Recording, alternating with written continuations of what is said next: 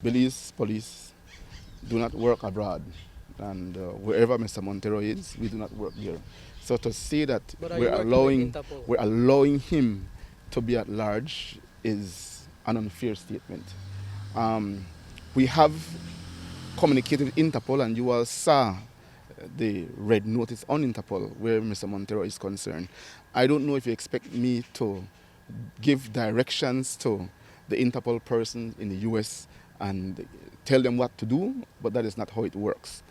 Notwithstanding that, I can report that just yesterday I was contacted by the attorneys for Mr. Montero, and I was told that he is on his way to Belize, and as soon as he arrived in Belize, he will be taken in to us by the attorneys so that we can proceed with the matter against him. That being the case, the charge that the police have to levy against him, I was told by a seasoned attorney, leaves a lot to be desired. That charge will never stand up in court because it's a charge that you levy against a public officer, a former public officer, not a former minister of government. I have read the piece of law in the criminal code that the DPP had directed that Mr. Montero be charged under.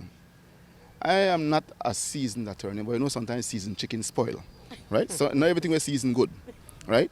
And from my understanding of the law, the charge is appropriate. And we're going to see what happens in the court. It's not a matter for us to decide the guilt or innocence of Mr. Montero. It is a matter for the court. And so the seasoned attorney, if he is the one who is going to represent Mr. Montero, will have his day in court to demonstrate to the court why he believes the charges should not stick. And the DPP, who is going to prosecute the matter, will have her day to say why the charges are appropriate and why they should stick.